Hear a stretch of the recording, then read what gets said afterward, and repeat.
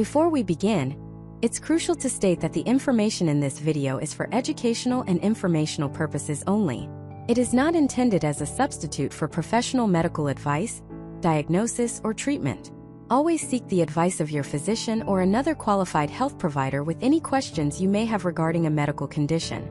Never disregard professional medical advice or delay in seeking it because of something you have seen in this presentation.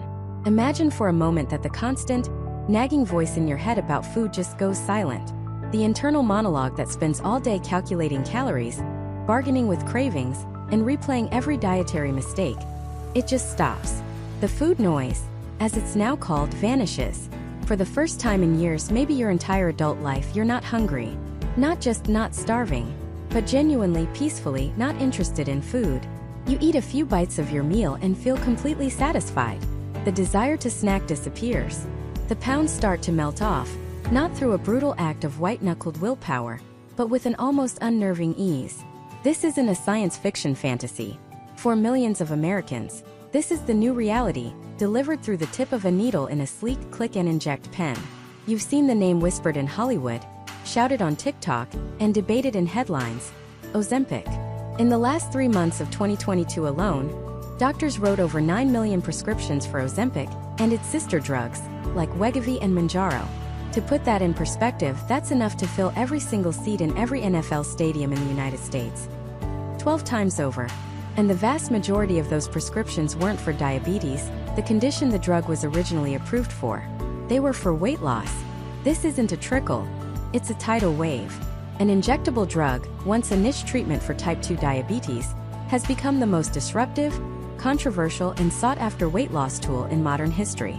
So what is the real story here? Beyond the before and after photos and the celebrity rumors, what is actually happening inside your body when you take this drug? What are the life-changing benefits that have people calling it a miracle? And what are the serious, potentially permanent side effects that the commercials mention in a rapid-fire voiceover? And here's the billion-dollar question. Is this the revolutionary breakthrough that will finally turn the tide on the obesity epidemic? Or are we witnessing millions of people sign up for a massive, uncontrolled public health experiment with consequences we can't yet predict? If you're watching this, you're looking for answers that go deeper than a social media soundbite. You're tired of the confusing and often contradictory information. You want to understand the science, the risks, and the reality of this cultural phenomenon. And that is exactly what we are going to do. We're going to cut through the noise. We will break down precisely how these drugs hijack your body's hormonal systems to turn off hunger.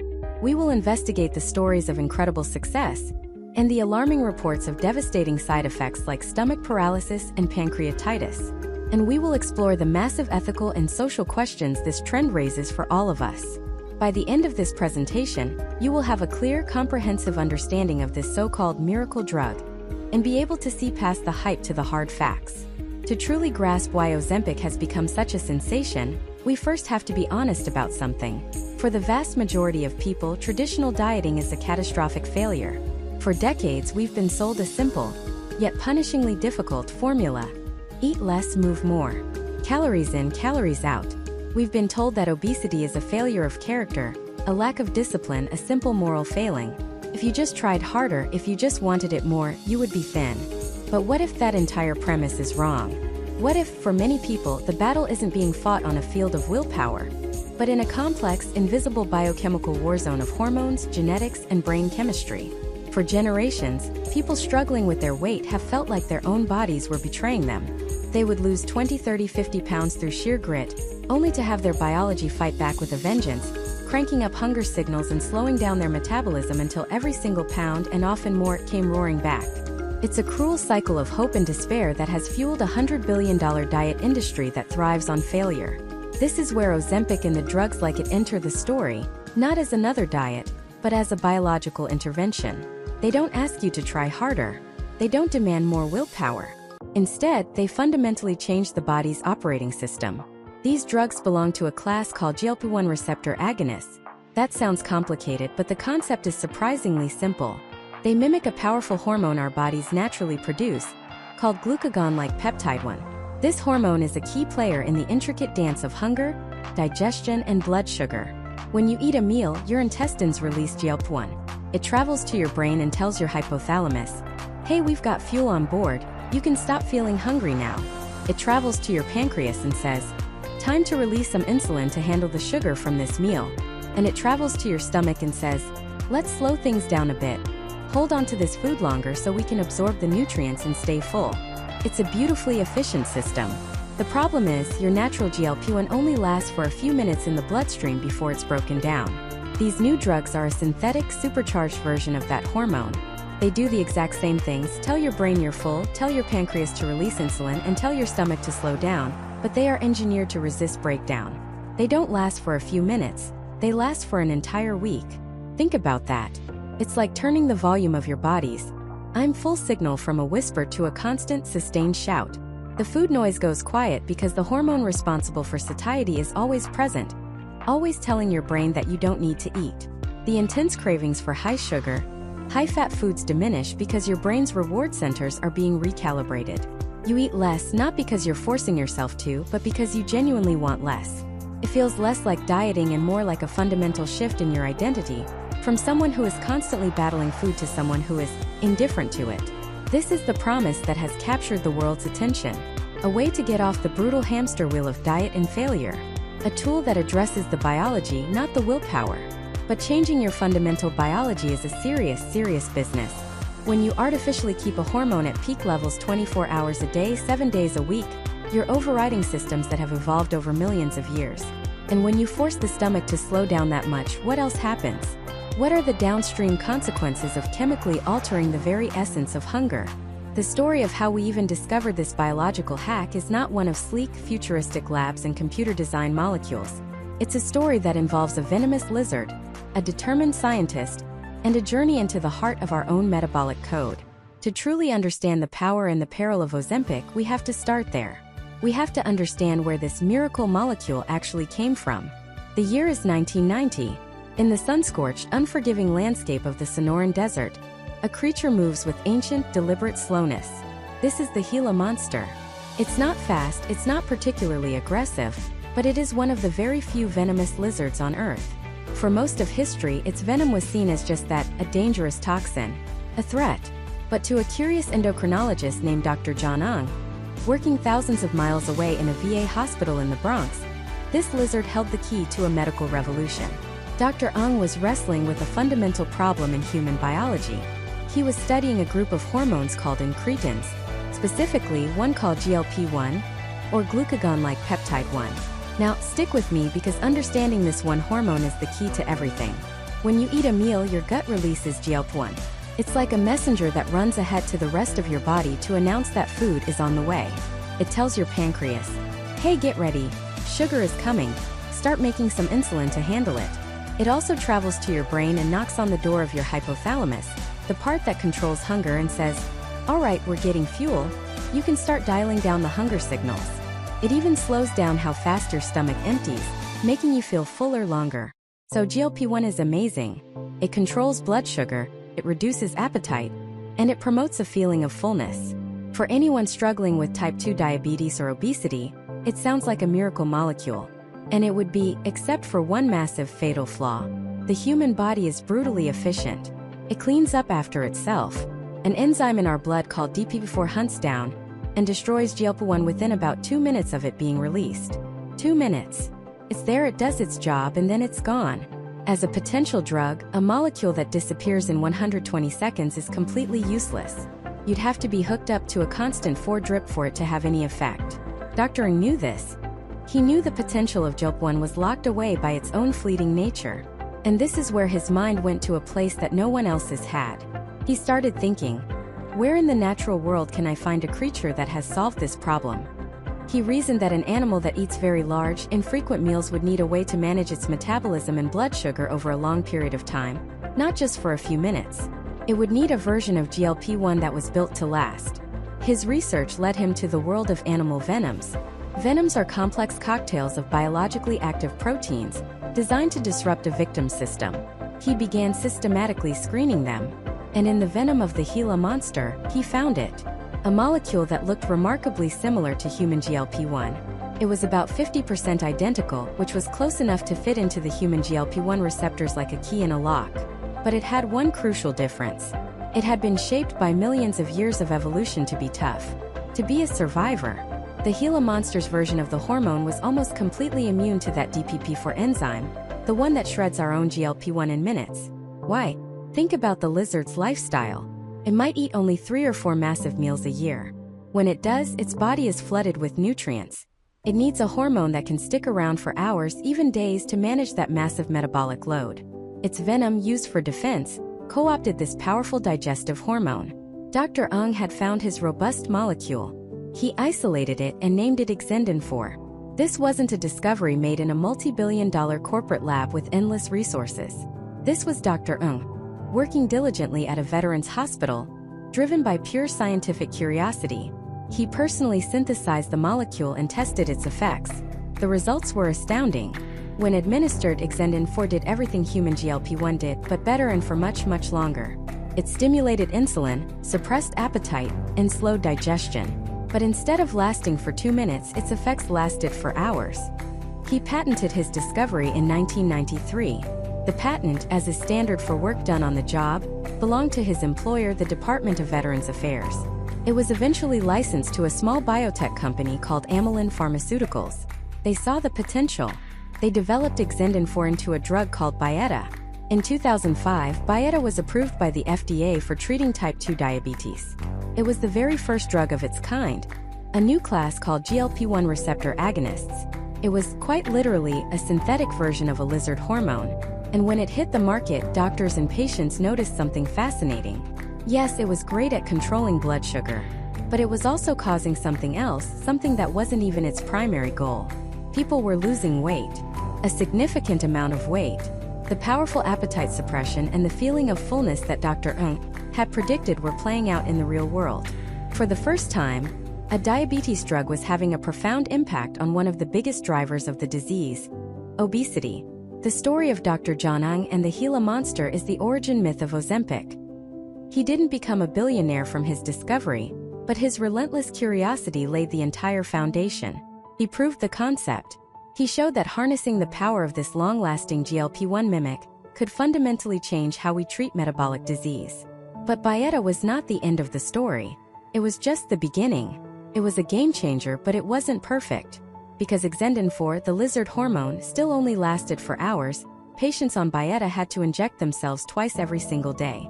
It was effective, but it was inconvenient. The Holy Grail was still out there. The pharmaceutical world was now in a race. They had the blueprint from a desert lizard, but the challenge was clear. Could they engineer a new molecule? A molecule that was even better, even more powerful, and so long-lasting that you would only need one injection once a week? The quest to create that super GLP-1 is what would ultimately lead a Danish company, Novo Nordisk, to a molecule called semaglutide. And that is the molecule that would become known to the world as Ozempic. But what makes semaglutide a super GLP-1? Why does it succeed where our body's own version falls short? The answer is a masterpiece of molecular engineering. Think of your natural GLP-1 as an undercover agent on a critical but very short mission. The moment it enters the bloodstream, a timer starts ticking. An enzyme in our body called DPP-4 is like a security guard specifically tasked with finding and neutralizing this agent. And it's brutally efficient. Within 2 minutes it finds GLP-1, deactivates it, and the mission is over. The signal is gone. This is why our natural feeling of fullness after a meal is so fleeting. The scientists at Novo Nordisk knew this was their primary enemy. To create a once-a-week injection, they didn't just need to make more of the agent. They needed to give the agent a disguise and a suit of armor. They took the basic structure of human GLP-1 and made 2 tiny but brilliant modifications. First, they swapped out one of the molecule's amino acids for another, more resilient one. This was like changing the agent's facial features just enough so the DP-4 security guard wouldn't immediately recognize it. It could now walk right past the guard without being instantly tackled. But that only bought them a little more time. The second modification was the masterstroke. They attached a long fatty acid chain to the side of the molecule. This addition acts like a grappling hook. When semaglutide enters the bloodstream, this fatty acid chain grabs onto a superabundant protein in our blood called albumin. Albumin is like a massive cargo ship, constantly circulating throughout our body, transporting all sorts of essential materials. By latching onto this protein, semaglutide essentially hitches a ride. It's now cloaked, protected, and part of a massive convoy that the body's cleanup crew largely ignores. This dual protection system, the disguise and the albumin armor, is what extends its half-life from a mere 2 minutes to an astonishing 7 days. The undercover agent was no longer on a frantic sprint. It was now on a week-long surveillance mission, continuously sending its signals throughout the body. And the signals it sends are the key to everything. So, what exactly does this superagent do for a whole week inside your body? It launches a coordinated three-pronged attack on the systems that regulate blood sugar and, crucially, appetite. The first target is the pancreas. This is the drug's original, intended purpose for treating type 2 diabetes. When you eat, your blood sugar rises. Semaglutide detects this rise and signals the pancreas, specifically the beta cells, to release insulin. Insulin acts like a key, unlocking your body's cells so they can absorb the sugar from your blood for energy. But here's the beautiful part. It's a smart drug. It only sends this signal when blood sugar is high. If your blood sugar is normal or low, semaglutide stands down. It doesn't force the pancreas to pump out insulin indiscriminately. This is a massive leap forward from older diabetes medications that could push blood sugar dangerously low, a condition called hypoglycemia. Semaglutide works with your body's natural rhythms, not against them. It's like a sophisticated thermostat that only kicks on the air conditioning when the room gets too hot, rather than an on-off switch that just blasts cold air constantly. The second target is the stomach, and this is where the profound effects on weight loss begin to become obvious. Semaglutide significantly slows down what's called gastric emptying. In simple terms, it puts the brakes on how quickly food leaves your stomach and enters your small intestine. Imagine your stomach is a sink. Normally, after you eat, the drain is wide open, and the contents empty out relatively quickly, signaling to your brain that there's room for more. Semaglutide partially closes that drain. Food sits in your stomach for much longer. This prolonged presence of food sends a powerful and sustained signal of physical fullness to your brain. This isn't a psychological trick. It's a physiological reality. It's the reason why people on Ozempic report feeling Thanksgiving full after eating just a small salad, or why they can barely finish half of a sandwich that they used to devour easily. The physical capacity to overeat is dramatically reduced because the full signal is constantly on. But the third target is arguably the most powerful and, for many, the most life-changing. The third target is the brain. Semaglutide is able to cross the blood-brain barrier and directly influence the command center of your appetite, the hypothalamus. The hypothalamus is the ancient, primal part of our brain that controls hunger, thirst, and satiety. It's where the constant, nagging thoughts about food are born. That internal monologue. What should I have for lunch? I could go for a snack. Is there any ice cream left? Is what many people now call food noise. It's a relentless background hum of cravings and calculations. Semaglutide goes right to the source of that noise and turns down the volume. It binds to GLP-1 receptors in the hypothalamus and essentially tells your brain, hey, we're good. We have plenty of energy on board. We are satisfied. It changes the very calculus of desire. Foods that were once intensely craved lose their allure. The compulsion to eat isn't just blocked by a full stomach. The desire itself is dampened. Patients often describe this as the most surreal part of the experience. They don't have to use willpower to resist the donut, because they simply don't want the donut in the first place. The mental obsession with food, which for many has been a lifelong battle, just fades away. It's a liberation from the tyranny of cravings. When you put these three mechanisms together, you see the power of the cascade. Your pancreas is managing your blood sugar perfectly. Your stomach is telling your brain that you are physically full. And your brain's own control center is agreeing, turning down the desire for more food. It's a trifecta of appetite suppression. The body is receiving the same message from three different, powerful sources.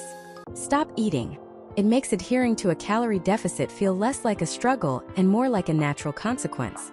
This incredible mechanism was, of course, a home run for treating diabetes. The clinical trials for Ozempic, named the SUSTAIN trials, were a massive success. The drug was incredibly effective at lowering A1C, a key marker of long-term blood sugar control. In 2017, the FDA gave it the green light for the treatment of type 2 diabetes. Novo Nordisk had a blockbuster on its hands. But throughout those trials, researchers and doctors kept noticing this one glaring, impossible-to-ignore side effect. The patients weren't just managing their diabetes better. They were losing weight. And not just a few pounds. They were losing 10, 15, even 20% of their body weight. This wasn't a minor observation. It was a consistent and statistically significant outcome that dwarfed the weight loss seen with any other diabetes drug in history. The company realized they might not have just created a revolutionary diabetes drug. They might have accidentally stumbled upon the holy grail of pharmacology, a safe, effective, and powerful treatment for obesity itself. The side effect was about to become the main event. And so the race began. Not in the public eye, not yet. This was a race happening inside boardrooms and research labs. The clinical trial data was irrefutable. Patients on semaglutide weren't just managing their blood sugar. They were consistently losing 10, 15, sometimes over 20% of their body weight. This wasn't a minor, statistically insignificant side effect. This was a paradigm shift. For decades, the pharmaceutical industry had chased a magic bullet for obesity. A chase littered with spectacular, often dangerous failures. Remember fen-phen? The drug that promised a slimmer waistline but delivered heart valve damage instead? The history of weight loss drugs was a graveyard of good intentions and devastating consequences. But this felt different. This wasn't a stimulant jacking up your heart rate or an appetite suppressant that made you jittery and anxious. This was working with the body's own systems, not against them. So the billion-dollar question became, how? How was this diabetes drug pulling off a feat that an entire industry, armed with billions in research, had failed to achieve safely? The answer lies in a tiny, often overlooked hormone in our gut, GLP-1. Think of your body's appetite and digestion system like a complex factory. You have two key managers. The first is your brain, the CEO, which sends out hunger signals when it thinks the factory needs more raw materials, that's food. The second manager is your gut, specifically the hormones released when you eat. GLP-1, or glucagon-like peptide 1, is one of the most important floor managers. When food enters your stomach, your gut releases GLP-1. It then travels through your body sending out three critical memos. Memo 1 goes to the pancreas, telling it to release insulin to handle the sugar from the meal. This is its main job, the one that makes it a diabetes drug. Memo 2 goes to the stomach itself, and this one says, hey, slow down. Let's not empty so quickly. We've got a good amount of material to process here. This slowing of gastric emptying is what makes you feel fuller, for longer.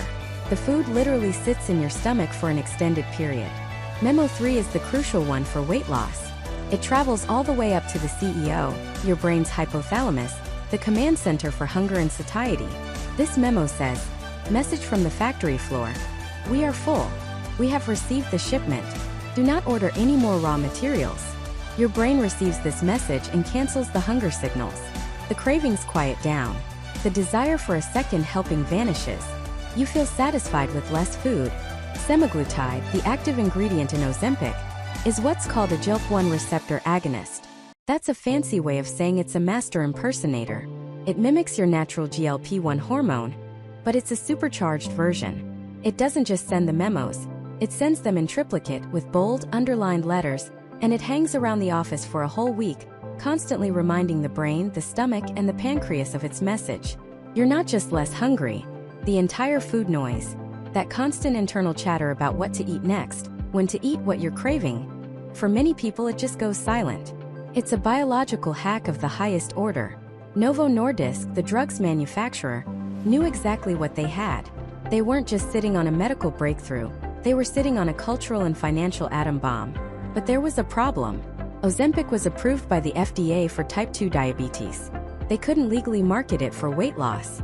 A doctor could prescribe it off-label for weight loss if they believed it was medically appropriate for their patient, and many did. But to truly unlock the market, they needed a dedicated product. So they played it smart. They took the exact same molecule, semaglutide, ran a new set of massive clinical trials focused exclusively on individuals with obesity, but without diabetes, and gave it a new brand name, Wegovy. In June of 2021, armed with data showing an average of 15% body weight loss in trial participants, Wegovy received FDA approval specifically for chronic weight management.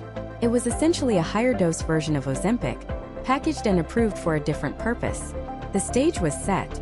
The product was ready. All it needed was a spark. That spark didn't come from a press conference or a medical journal. It came from our pockets, from our phones. It started as a whisper on TikTok and Instagram. A video of a woman, not a celebrity, not an influencer, just a regular person talking to her phone camera. She talks about a shot she's taking. She shows her refrigerator, a small pen-like injector nestled next to the milk. Then she shows a picture of herself from 6 months ago. The difference is staggering. The video gets 1,000 likes, then 10,000, then 1,000,000. Suddenly the algorithm kicks in. The hashtag Ozempic starts trending. Not hashtag Wegovy, the actual weight loss drug, but hashtag Ozempic. It was easier to say, easier to remember, and it was the one people were hearing about from their doctors first. The platform was flooded with Ozempic journey videos. People sharing their weekly progress, their side effects, the foods they no longer craved. It was raw, it was authentic, and it was the most effective marketing campaign money could never buy. It wasn't an ad, it was a friend, a stranger on the internet, sharing a secret that promised to solve one of the most intractable, emotionally charged problems in modern life. And then the ultimate accelerant was thrown onto this digital fire. Hollywood. The whispers started in gossip columns and on anonymous social media accounts. That actor who suddenly got shredded for a superhero role, without the usual months of public chicken and broccoli posts. That reality star whose revenge body seemed to appear overnight. The impossibly snatched waist on the red carpet that defied logic and seemingly anatomy. Nobody admitted it, of course. It was intermittent fasting. It was cutting out sugar. It was a new workout regimen. But the term Ozempic became the silent subtext to every dramatic celebrity weight loss story. It became Hollywood's worst-kept secret. Comedians at awards shows started making jokes about it. It was everywhere. This wasn't just a drug anymore. It was a status symbol, a magic wand, a shortcut to the impossibly high beauty standards set by the very culture that was now secretly using it. For the first time, a tool seemingly reserved for the rich and famous felt accessible. You didn't need a celebrity trainer or a private chef. You just needed a prescription. The combination of viral social media testimonials and the implicit endorsement of Hollywood created a perfect storm. It triggered a tidal wave of demand that crashed down on doctors' offices and pharmacies across the country. Everyone, it seemed, wanted in on the secret. The world's most exclusive weight loss solution was now public knowledge. But when a secret that powerful gets out, and demand explodes beyond anyone's wildest projections, the system begins to break. And the first people to feel the cracks are always the ones who needed it most in the first place. The phone calls started as a trickle, then became a flood. To pharmacies, to endocrinologist offices, to primary care physicians. The conversation was always the same. A patient, let's call her Maria, a 58-year-old school teacher from Ohio with type 2 diabetes, walks up to the pharmacy counter to pick up her monthly Ozempic refill. She's been on it for a year. For the first time in a decade, her A1C, the key measure of blood sugar control, is in a healthy range. She's lost a little weight, sure, but more importantly, the constant, gnawing fear of complications, of losing a foot, of her kidneys failing, of going blind, has finally started to recede. It's not a weight loss drug for her. It's the drug that's keeping her alive and well. But this time, the pharmacist looks at her with an apologetic expression. "I'm so sorry, Maria. It's on back order. We don't know when we're getting more." Panic.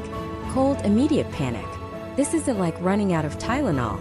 For Maria, and for millions like her, this is a lifeline that has just been cut. She spends the next 3 hours on the phone, calling every pharmacy in a 50-mile radius. The answer is the same. On back order. Indefinite shortage. We have a waiting list 100 people long. This was the first crack in the system. The Ozempic shortage of 2022 and 2023 wasn't a minor supply chain hiccup. It was a full-blown public health crisis hiding in plain sight. The demand, supercharged by social media and off-label prescribing for weight loss, had outstripped Novo Nordisk's production capacity by a factor that no one could have predicted. The company was making the drug as fast as it could, but it was like trying to fill an ocean with a garden hose. And so, an impossible ethical dilemma landed on the desks of doctors everywhere.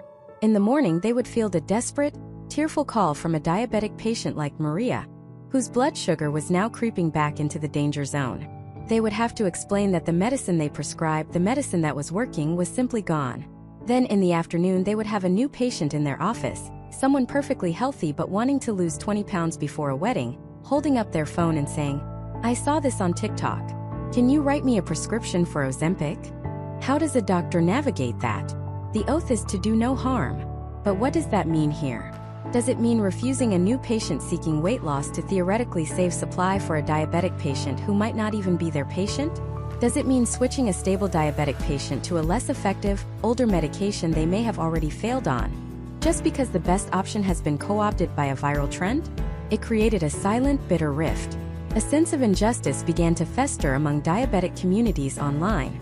They felt forgotten, pushed to the back of the line for a drug they needed for survival, while celebrities and influencers flaunted their newfound thinness, paid for in cash at boutique clinics. The narrative quickly became diabetics versus dieters. But the truth, as it so often is, was far more nuanced. Many of the people seeking these drugs for weight loss weren't just chasing vanity. They were struggling with obesity, a complex chronic disease in its own right, a disease that often leads to type 2 diabetes, heart disease, and a host of other serious conditions. For them, Ozempic wasn't about fitting into a smaller pair of jeans, it was about getting their blood pressure under control, it was about being able to walk up a flight of stairs without losing their breath, it was about staving off the very diabetes that people like Maria were already fighting. They too were caught in the system. They saw a potential solution to a problem that had plagued them for their entire lives. A problem for which they had been shamed and blamed, and they reached for it. The real failure wasn't at the individual level. It wasn't Maria's fault, and it wasn't the new patient's fault. It was a systemic failure. A failure of a pharmaceutical company to anticipate demand, a failure of a healthcare system to manage allocation, and a failure of our culture to have an honest conversation about obesity, weight, and health. But nature and capitalism abhors a vacuum. When the legitimate supply of a highly sought-after product dries up, a shadow market inevitably emerges to fill the void. And this is where the story takes a darker, more dangerous turn. Enter the world of compounding pharmacies. Now, compounding pharmacies have a long and legitimate history. They are state-licensed facilities that can mix ingredients to create medications tailored to an individual patient's needs. For example, if a child can't swallow a pill, a compounding pharmacy can reformulate it into a liquid. If a patient is allergic to a dye in a mass-produced drug, they can make a version without it. And crucially, under FDA rules, during a declared drug shortage, compounding pharmacies are legally allowed to create what are essentially copies of that drug to ensure patients have access. On the surface, this seemed like the perfect solution. Ozempic is on the official FDA drug shortage list? Great. Let the compounders step in and make more. Telehealth companies and online med spas began popping up overnight, advertising compounded semaglutide at a fraction of the cost of brand name Ozempic, no insurance required. For the millions of people who couldn't get the real thing or couldn't afford it, this looked like a godsend. But it was a Pandora's box. Because what they were selling was not Ozempic. The active ingredient in Ozempic is semaglutide. But the patent for the drug itself, the specific formulation, the delivery mechanism in the pen, all the inactive ingredients is ironclad. So to get around this, these pharmacies began using different, unregulated forms of the base peptide, primarily semaglutide sodium and semaglutide acetate. Here's the terrifying part. These salt-based forms are not approved for human injection. They have not undergone the rigorous safety and efficacy trials that the real Ozempic has.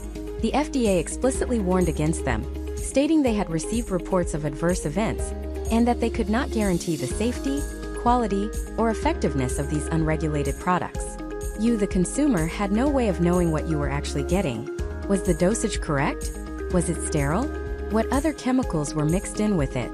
The vial would arrive in the mail, sometimes with no instructions, just a bottle of powder and another of sterile water. You were expected to become a chemist in your own kitchen, mixing a powerful unregulated substance and injecting it into your body, all based on the word of a faceless website. This wasn't just a gray market, it was the Wild West. People were injecting themselves with mystery chemicals, driven by a desperation born from a viral craze and a broken supply chain. The promise of a miracle cure had led them down a perilous path, and the real cost of this unregulated experiment was only just beginning to be understood. The shortage hadn't just created an inconvenience.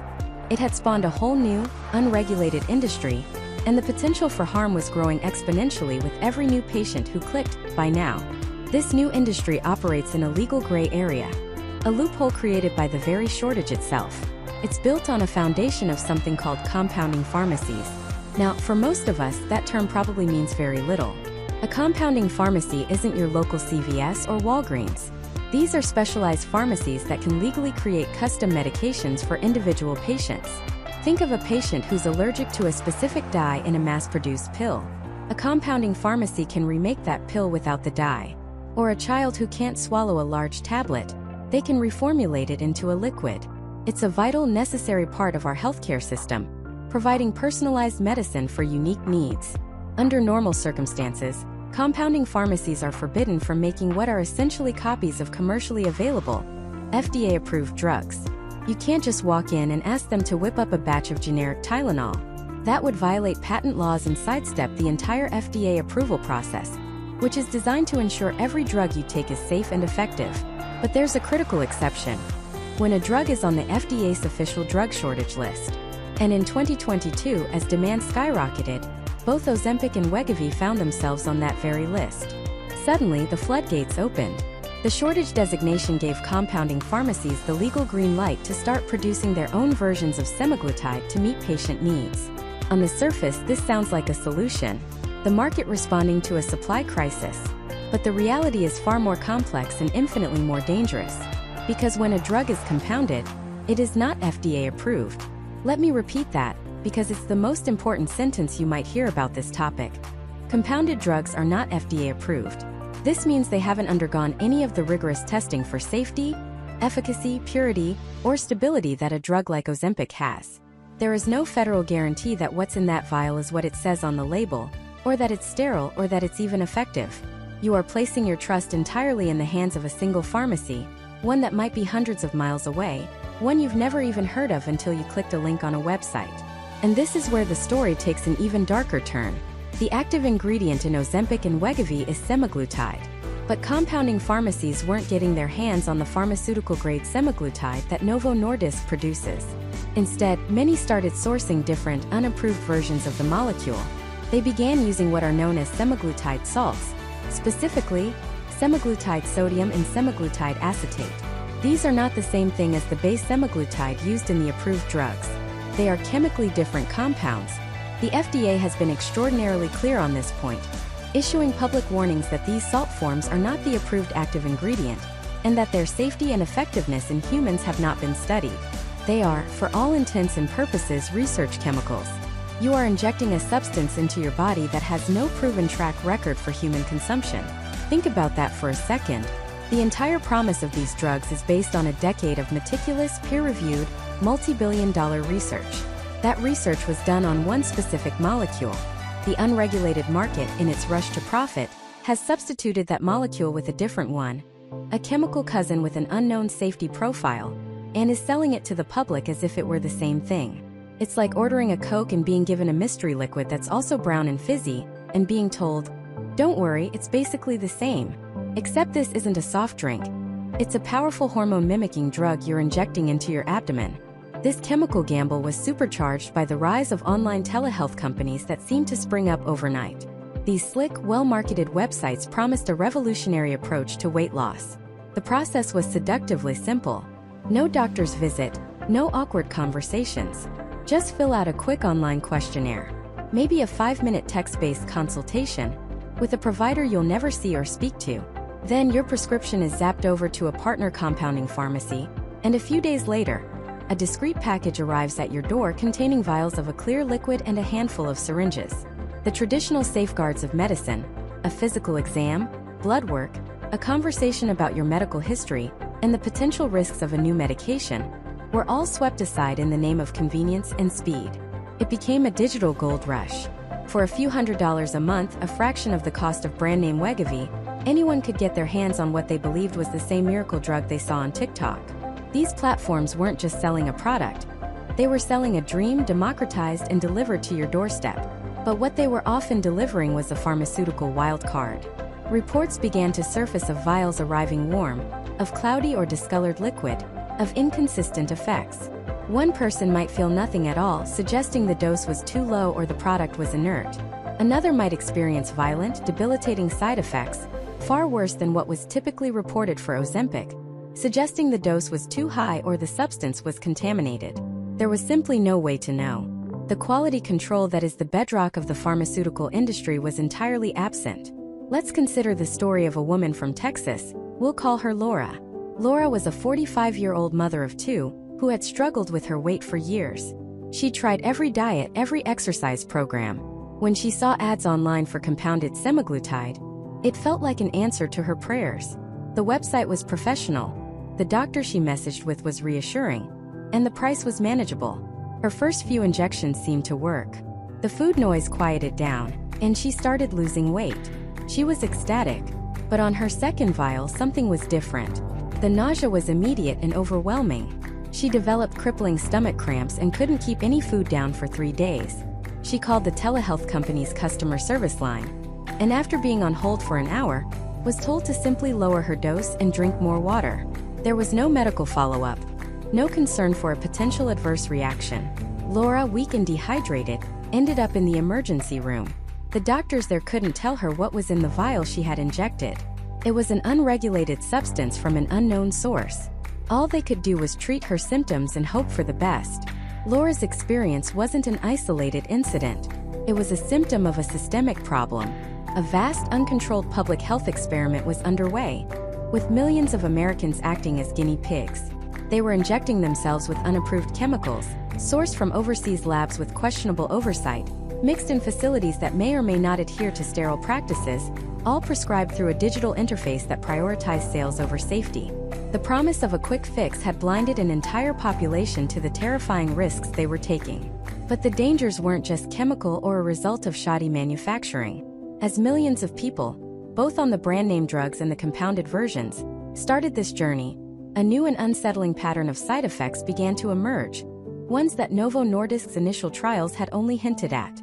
The promise of a miracle was beginning to reveal its hidden cost, and for some, it was a price they would pay for the rest of their lives. One of the first and most terrifying of these costs was a condition called gastroparesis, or stomach paralysis. Imagine your stomach, the powerful muscular organ responsible for churning and breaking down your food, simply stopping. Not completely, but slowing to a crawl, as if its gears were grinding through thick mud. Food sits for days, not hours. A meal you ate on Monday might still be in your stomach on Wednesday, putrefying, creating a constant, agonizing sense of fullness, bloating, and nausea that never subsides. For people like Jacqueline Bjorklund from Louisiana, this wasn't a hypothetical. She was a mother, vibrant and full of life, who started Ozempic in the hopes of improving her health. And at first it worked. But then the side effects began. It started with nausea, which she initially dismissed. But it escalated into severe, uncontrollable vomiting. She was throwing up so violently and so often that she lost teeth. Doctors were baffled, running test after test. Finally, they reached a devastating diagnosis: severe gastroparesis. Her stomach was paralyzed. The very drug she took to get healthier had, according to her lawsuit, crippled a fundamental bodily function, leaving her unable to eat normally, forever tethered to a life of pain and medical intervention. Her story wasn't an isolated incident. Brenda Allen, a 44-year-old from Texas, had a similar journey. She started on Wegovy, the sister drug to Ozempic, and experienced such extreme vomiting that she had to be hospitalized multiple times for dehydration. The diagnosis was the same: gastroparesis. She told reporters her life was a shadow of what it once was, filled with a constant fear of eating. How could a weight loss drug do this? The answer lies in the very mechanism that makes it so effective. Remember how GLP-1 agonists work? They mimic a hormone that, among other things, tells your stomach to empty more slowly. This is a key part of the magic. Slower stomach emptying means you feel full longer, so you eat less. For most people, this effect is mild and manageable. But what the initial trials didn't seem to capture was what happens when this biological brake is slammed to the floor. In a subset of susceptible individuals, the slowing doesn't just slow things down. It brings the entire system to a near standstill. The stomach's rhythmic contractions, known as peristalsis, become weak and uncoordinated. The exit valve of the stomach, the pyloric sphincter, may not relax properly. The result is a biological traffic jam of epic proportions, with food backing up, leading to the horrific symptoms described by Jacqueline and Brenda. The tragic irony is that diabetes itself is a leading cause of gastroparesis. So, a drug designed to treat diabetes was, in some patients, allegedly inducing the very condition it was supposed to help prevent. The problem was, the warning labels for Ozempic and Wegovy didn't mention gastroparesis. They listed nausea, vomiting, and diarrhea as common side effects, but according to the dozens of lawsuits that began to pile up, they failed to warn of the potential for this severe, permanent, and life-altering paralysis. The lawsuits filed by powerhouse law firms like Morgan & Morgan, all centered on a single powerful accusation: failure to warn. They argued that Novo Nordisk knew, or should have known, about the risk of severe gastric emptying delays and intentionally downplayed it to protect their billion-dollar cash cow. As more stories emerged, so did reports of other terrifying complications. One of the most severe was ileus or intestinal blockage. This is different from gastroparesis. While gastroparesis is the stomach not emptying, ileus is when the intestines themselves stop moving. The normal, wave-like contractions that push food through the 20-plus feet of your intestines cease. This can lead to a complete and life-threatening blockage. Waste and gas build up, causing excruciating pain, abdominal distension, and vomiting. If not treated immediately, the intestine can perforate, spilling toxic contents into the abdominal cavity, leading to sepsis and death. It's a true medical emergency. In September 2023, the FDA updated the Ozempic label. Tucked away in the post-marketing experience section, a new potential side effect was added with little fanfare: ileus. The addition came after the FDA's Adverse Event Reporting System, a database where doctors and patients can report drug side effects, received a flood of reports linking GLP-1 agonists to intestinal blockages. For the patients who had suffered, it was a quiet, almost reluctant admission that their nightmare was real and linked to the drug. But the list didn't stop there. Pancreatitis, a painful and potentially deadly inflammation of the pancreas, had been a known, albeit rare, risk associated with this class of drugs for years. The pancreas is the organ that produces insulin, and GLP-1 agonists stimulate it. The theory is that in some people, this constant stimulation can lead to inflammation. While the clinical trials showed a slightly elevated risk, the sheer volume of people taking the drug in the real world meant that rare was now happening to thousands. Then there were the gallbladder issues. Studies began to show a clear link between rapid weight loss, of any kind, not just from Ozempic, and an increased risk of gallstones and gallbladder disease. When you lose weight quickly, your liver releases extra cholesterol into your bile, which can form stones. At the same time, because you're eating less fat, your gallbladder doesn't contract as often, allowing the bile to sit and concentrate, making stones more likely. For some Ozempic users, this led to excruciating gallbladder attacks and the need for emergency surgery to remove the organ. Again, the lawsuits alleged that the warnings about this were inadequate, buried too deep in medical jargon for the average patient to understand the true risk. So the central question became, how was all of this missed? How did a drug with such a seemingly clean bill of health during its approval process turn out to have such a dark underbelly? The answer reveals a fundamental gap between the pristine, controlled world of a clinical trial and the messy, unpredictable reality of mass-market medicine. Clinical trials are incredibly rigorous, but they are also limited. They enroll a specific type of patient, often healthier than the general population, and they monitor them for a finite period. The original SUSTAIN trials for Ozempic, for instance, followed patients for about a year to a year and a half. That's enough time to catch common side effects, but it might not be long enough to see the cumulative damage or the rare, devastating complications that only appear when millions, not thousands, of people are taking the drug for years on end. Furthermore, when a side effect like severe vomiting was reported in a trial, it might have been coded as nausea/vomiting, a known and expected side effect. The trial investigators might not have dug deeper to see if it was a symptom of something far more sinister, like the beginnings of stomach paralysis. The signal gets lost in the noise. It's only when the drug is out in the wild, when thousands of doctors are seeing thousands of patients, that the patterns begin to emerge from the static. The individual anecdotes of paralyzed stomachs and blocked intestines start to coalesce into a terrifying, undeniable trend. And as this trend became clearer, the focus shifted from the patients in the hospital beds to the executives in the corporate boardrooms. The questions grew more pointed. What did Novo Nordisk know about these severe gastric events from their earliest data? Were their signals, however faint, that they chose to ignore or downplay? While patients were fighting for their lives and learning to live with permanent disabilities, a different battle was just beginning to be waged in courtrooms and regulatory agencies, a battle over what the company knew and when they knew it. The first lawsuits didn't arrive with a thunderclap, but as a slow gathering storm. They were filed by people like Jacqueline, a 43-year-old teacher from Louisiana who, after a year on Ozempic, ended up in the emergency room with a paralyzed stomach, unable to keep down even water. Her lawsuit, and others that trickled in after it, didn't claim the drug was poison. The legal argument was far more nuanced and in many ways more damning. It centered on two powerful words: failure to warn. In the eyes of the law, a manufacturer has a duty to inform doctors and patients about the known risks of their products. Not just the common mild risks but the rare, severe, and life-altering ones too. The core of these legal actions was the assertion that Novo Nordisk knew, or should have known, that the risk of severe gastroparesis was significant enough to warrant a specific, explicit warning on its label, and that it failed to provide one in the United States. This failure to warn claim transformed the conversation from a medical issue into a legal battleground. Plaintiffs' attorneys began the painstaking process of legal discovery, a phase where they can demand internal documents from the defendant. They were hunting for a smoking gun. Was there an internal study that showed a higher-than-expected rate of stomach paralysis? Were there emails between executives discussing these adverse events? Did the company's own scientists raise red flags that were ignored in the rush to market this billion-dollar blockbuster? This is the part of the story that moves from the hospital room to the boardroom, from the patient's chart to the confidential corporate memo. The goal was to prove not just that the drug could cause this condition, but that the company was aware of the risk and made a calculated decision to downplay it to American consumers. And as lawyers dug deeper, they unearthed a truly puzzling and disturbing inconsistency.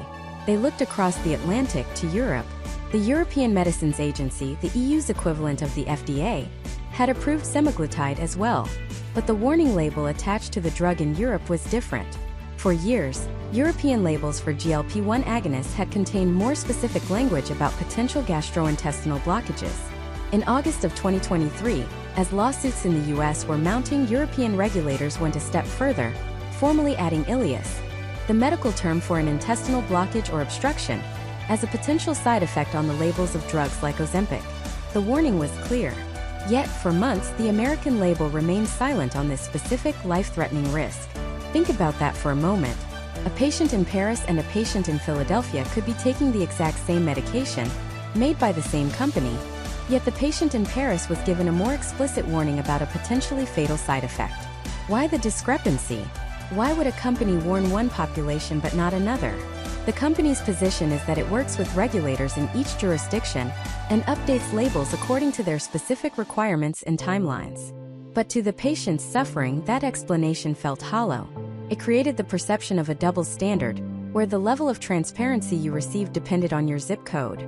It suggested that the decision of what to put on a warning label might be influenced by more than just pure science. Factors like market dynamics and the litigiousness of a particular country could also play a role. This discrepancy also shined a harsh light on the American regulatory process itself. The FDA system for tracking post-market side effects, known as the Adverse Event Reporting System, or FAERS, is largely a passive one. It relies on doctors, patients, and manufacturers to voluntarily report problems. It's a massive database, containing millions of reports, but it's also notoriously messy. Reports can be incomplete, duplicated, or unverified. And because it's voluntary, it's widely believed to capture only a fraction of the adverse events that actually occur. Some experts estimate as little as 1 to 10%. So, while the FDA could see thousands of reports of gastrointestinal issues linked to Ozempic, it's a lagging indicator. It tells you what has already happened, often long after the damage is done. It can take a significant number of reports, often a significant number of tragedies, to create a signal strong enough to cut through the noise and trigger a regulatory review and a label change. It was against this backdrop that the FDA, in September 2023, finally acted. Citing reports from the FAERS database, the agency officially updated the Ozempic label in the United States to include a warning for intestinal blockage, or ileus. For the patients already suffering, it was a bitter vindication.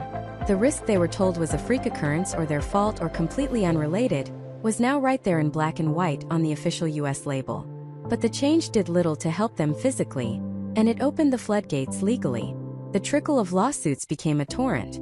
So many cases were filed across the country, all alleging similar injuries from Ozempic and other GLP-1 drugs, that the judicial system took a rare step. In February 2024, the cases were consolidated into what's known as a multi-district litigation, or MDL. This is a legal maneuver used for complex cases with many plaintiffs, like the lawsuits against Big Tobacco or the makers of opioids.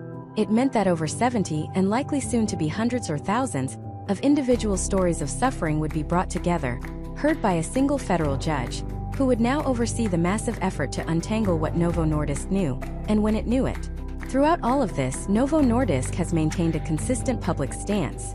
The company states that patient safety is its top priority, and that it works closely with the FDA to continuously monitor the safety profile of its medicines. They argue that gastrointestinal events are well-known side effects of the GLP-1 class, and that this information has been included in the U.S. label since the drug's approval.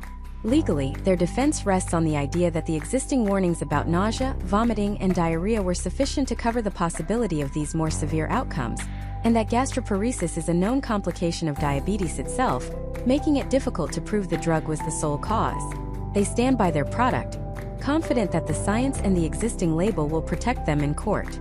But this legal and regulatory battle, fought with motions and filings and expert testimony, obscures the ongoing human cost. For every headline about a new FDA warning or a development in the MDL, there are hundreds of people whose lives remain irrevocably altered. They are navigating a new reality of feeding tubes, of endless doctor's appointments, of a constant gnawing pain that serves as a permanent reminder of a choice they made to lose weight. They are watching a blockbuster drug generate tens of billions in profit for its maker, while they struggle to pay for the medical care needed to treat its alleged side effects. The legal fight for compensation and accountability would be long and arduous, stretching on for years. But as this battle unfolded, another, more insidious concern began to surface, one that had nothing to do with the stomach. Scientists and doctors started noticing another troubling pattern among long-term users, a hidden consequence of rapid, dramatic weight loss that the Ozempic frenzy had completely overlooked, and it had to do with what people were losing besides fat. It's called sarcopenia. That's the clinical term for age-related muscle loss.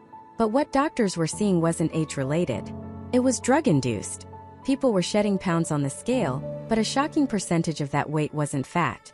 It was metabolically active, functional, life-sustaining muscle tissue.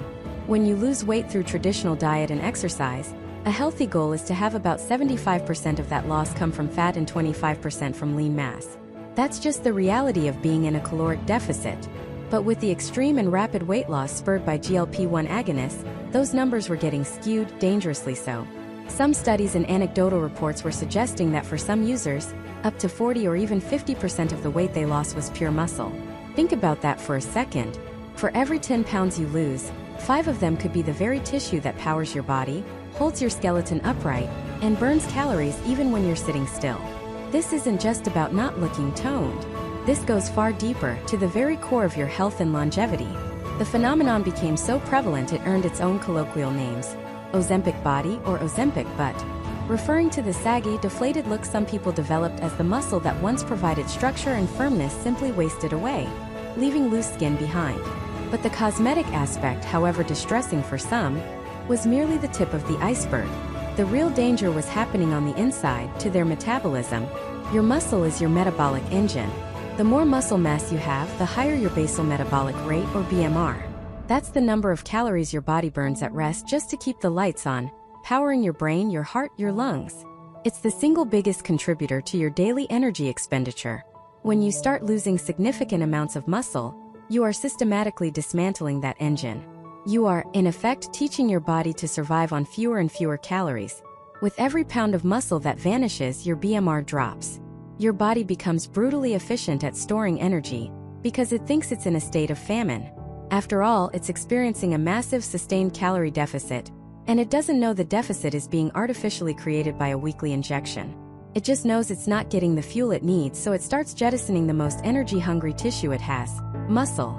This creates a terrifying trap. While you're on the drug, the powerful appetite suppression masks the damage being done to your metabolism. You're eating very little, you're losing weight, and the number on the scale is going down. Everything feels like a success. But what happens when you stop taking the drug? This is the question that very few people were asking in the initial gold rush. Ozempic for weight loss was never designed to be a short-term fix. It's intended for chronic management. But due to cost, side effects, or simply reaching a goal weight, millions of people eventually stop taking it. And when they do, the floodgates open. The food noise that the drug silenced comes roaring back. The ravenous hunger, which is a natural biological response to having been in a severe calorie deficit, returns with a vengeance. But here's the cruel twist. You are now facing that onslaught of hunger with a crippled metabolism. Your body's engine is half the size it used to be. You might have lost, say, 50 pounds, but you've also lost the metabolic machinery that would have helped you maintain that loss. Before Ozempic, your body might have burned 2,000 calories a day at rest. After losing a significant amount of muscle, it might only burn 1,500. This means that eating the exact same amount of food you ate before you ever started the drug will now cause you to gain weight, and gain it rapidly. And this is where the story turns from a cautionary tale into a potential biological horror story. The weight you regain isn't the same as the weight you lost. Your body doesn't just magically regrow the muscle. Rebuilding muscle is hard. It requires targeted resistance training and a protein-rich diet. Gaining fat, on the other hand, is easy, especially for a body that has now programmed itself to be a hyper-efficient storage machine. So the rebound weight comes back almost exclusively as fat. This leads to a devastating condition known as sarcopenic obesity. It's the worst of both worlds. You have low muscle mass, making you weak and frail, combined with high body fat, putting you at risk for all the metabolic diseases you were trying to avoid in the first place. A person can end up at the exact same weight they were before they started Ozempic, but be in a catastrophically worse position. They now have less muscle and more fat. They are weaker, their metabolism is slower, and they are now even more predisposed to future weight gain than they were before they ever took the first shot. They've essentially traded muscle for fat, a deal with the devil that leaves their body composition permanently altered for the worse. This isn't just a theory. Doctors are seeing it in their clinics. Patients who celebrated a 60-pound weight loss come back a year later, having regained 70 pounds and feeling worse than ever. They're caught in a vicious cycle. The very tool they used to escape their weight problem has now become the architect of a new, more intractable one. They've dug a metabolic hole that is incredibly difficult to climb out of. The loss of strength is profound. Simple tasks like carrying groceries, climbing stairs, or getting up from a chair become more difficult. They haven't just lost weight. They've lost functional capacity. They've lost vitality. In a very real sense, they have prematurely aged their own bodies, inducing a state of frailty that is normally seen in people decades older. This hidden consequence reshapes the entire narrative around these drugs. They are no longer a simple magic bullet for weight loss. They are a powerful tool with a complex and potentially perilous trade-off. Using them without a comprehensive plan to mitigate muscle loss is like trying to renovate a house by knocking down load-bearing walls. The immediate result might look like progress, but you've compromised the fundamental structure, setting yourself up for a future collapse. The viral trend focused exclusively on the number on the scale, but the real story, the one that truly matters for long-term health, was being written in the muscle fibers, the mitochondria, and the metabolic pathways of millions of unsuspecting users. And as this reality began to surface, it raised an even more urgent question. Could this damage be undone? Or were people unknowingly signing up for a lifetime of metabolic struggle? The answer, unfortunately, is not a simple yes or no. It's a complex and often brutal biological reality that the drug's marketing materials tend to gloss over. The question isn't just whether the damage can be undone, but what happens the moment you stop paying the biological piper. Because for many, the end of their Ozempic prescription marks the beginning of a physiological nightmare known as the rebound. To understand this phenomenon, you have to think of semaglutide not as a cure, but as a dam holding back a raging river of your body's natural hormonal signals.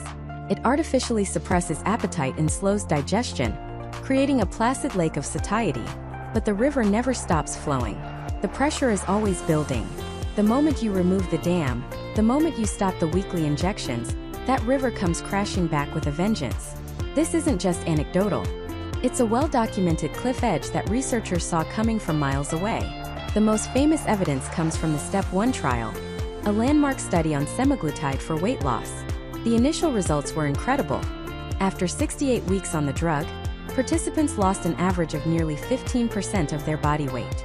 It was the miracle everyone had hoped for. But then came the extension phase. A group of those successful participants were taken off the drug and monitored for another year. The results were staggering.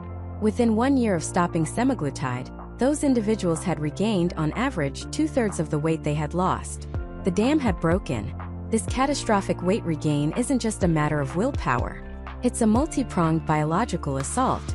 First, there's the hormonal whiplash. Your body, which had become accustomed to the constant, powerful presence of a synthetic GLP-1 mimicker, is suddenly left high and dry. Its own natural GLP-1 production may have been down-regulated, and its receptors desensitized. The artificial brake on your appetite is gone, and your natural one is sluggish to restart. Ghrelin, the hunger hormone, which was effectively silenced by the drug, can come roaring back to life, sending relentless hunger signals to a brain that has forgotten how to cope with them. People describe it as a primal, insatiable hunger that they've never experienced before. A constant, gnawing emptiness that no amount of food seems to fill. They aren't just hungry. They are metabolically and hormonally programmed to be ravenous. But the second prong of this assault is arguably far more insidious and permanently damaging. The loss of metabolically active tissue. We touched on this before, but its role in the rebound is critical. When you lose weight rapidly on semaglutide, you're not just losing fat.